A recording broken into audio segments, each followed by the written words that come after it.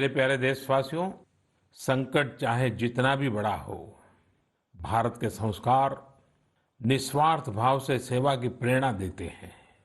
भारत ने जिस तरह मुश्किल समय में दुनिया की मदद की, उसने आज शांति और विकास में भारत की भूमिका को और मजबूत किया है। दुनिया ने इस दौरान भारत की विश्व बंधुत्व की भावना को भी महसूस किया है और इसके साथ ही दुनिया ने अपनी संप्रभुता और सीमाओं की रक्षा करने के लिए भारत की ताकत और भारत के कमिटमेंट को भी देखा है।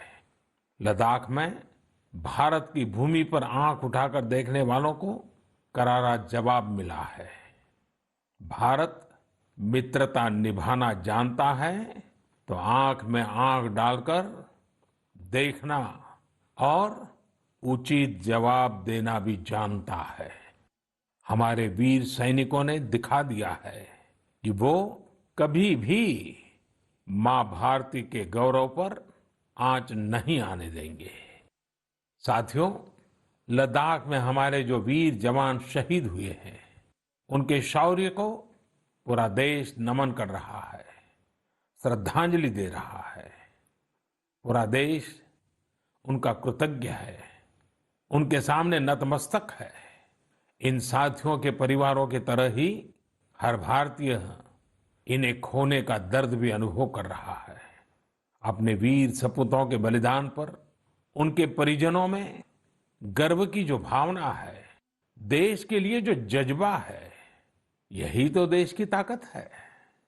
आपने देखा होगा, जिनके बेटे शहीद हुए, वो माता पिता अपने दूसरे बेटों को भी, घर के दूसरे बच्चों को भी सेना में भेजने की बात कर रहे हैं। बिहार के रहने वाले शहीद कुंदन कुमार के पिताजी के शब्द तो कानों में गूंज रहे हैं। वो कह रहे थे, अपने पोतों को भी देश की रक्षा के लिए सेना में भेजूंगा। यही हौसला हर शहीद के परिवार का है। वास्तव में इन परिजनों का त्याग पूजनीय है। भारत माता की रक्षा के जिस संकल्प से हमारे जवानों ने बलिदान दिया है, उसी संकल्प को हमें भी जीवन का ध्येय बनाना है, हर देशवासी को बनाना है। हमारा हर प्रयास इसी दिशा में होना चाहिए, जिससे सीमाओं की रक्षा के लिए देश की ताकत बढ़े, देश और अधिक सक्षम बने, देश आत्मनिर्भर बने। यही हमारे शहीदों को सच्ची श्रद्धांजलि भी होगी। मुझे असम से रजनी जी ने लिखा है कि उन्होंने पूर्वी लद्दाख में जो कुछ हुआ, वो देखने के बाद एक प्रण लिया है। प्रण ये कि वो लोकल ही खरीदेंगे, इतना ही नहीं, लोकल के लिए वोकल भी होगी।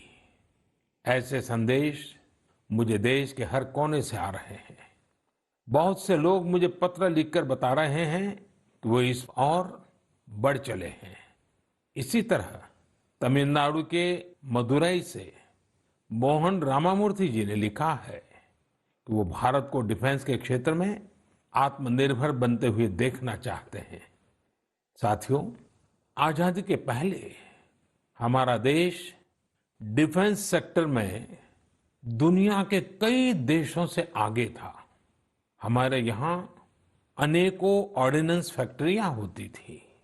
उस समय कई देश जो हमसे बहुत पीछे थे, वो आज हमसे आगे हैं। आजादी के बाद डिफेंस सेक्टर में हमें जो प्रयास करने चाहिए थे, हमें अपने पुराने अनुभवों का जो लाभ उठाना चाहिए था, हम उसका लाभ नहीं उठा पाए। लेकिन आज डिफेंस सेक्टर में, टेक्नोलॉजी के क्षेत्र में भारत आगे बढ़ने का निरंतर प्रयास कर रहा है। भारत आत्मनिर्भरता की तरफ कदम बढ़ा रहा है।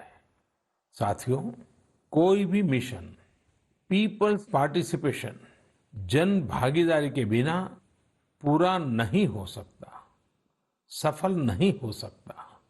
इसलिए आत्मनिर्भर भारत की दिशा में एक नागरिक के तौर पर हम सबका संकल्प, समर्पण और सहयोग बहुत जरूरी है, अनिवार्य है।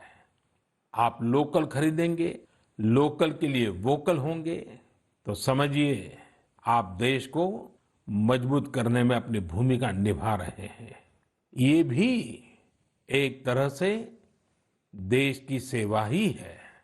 आप किसी भी प्रोफेशन में हो, हर एक जगह देश सेवा का बहुत स्कोप होता ही है। देश की आवश्यकता को समझते हुए जो भी कार्य करते हैं वो देश की सेवा ही होती है। आपकी यही सेवा देश को कहीं न कहीं मजबूत भी करती है। और हमें ये भी याद रखना है, हमारा देश जितना मजबूत होगा, दुनिया में शांति की संभावनाएं भी उतनी ही मजबूत होगी।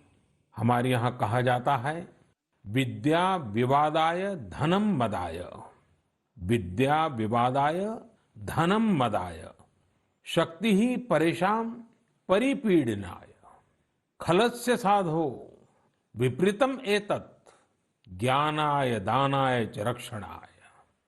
अर्थात अगर स्वभाव से दुष्ट है तो विद्या का प्रयोग व्यक्ति विवाद में, धन का प्रयोग घमंड में और ताकत का प्रयोग दूसरों को तकलीफ देने में करता है। लेकिन सज्जन की विद्या ज्ञान के लिए, धन मदद के लिए और ताकत रक्षा करने के लिए इस्तेमाल होती है। भारत ने अपनी ताकत हमेशा इसी भावना के साथ इस्तेमाल की है। भारत का संकल्प है भारत के स्वाभिमान और संप्रभुता की रक्षा। भारत का लक्ष्य है आत्मनिर्भर भारत। भारत की परंपरा है भरोसा, मित्रता। भारत का भाव है बंधुता। हम इन्हीं आदर्शों के साथ आगे बढ़ते रहेंगे।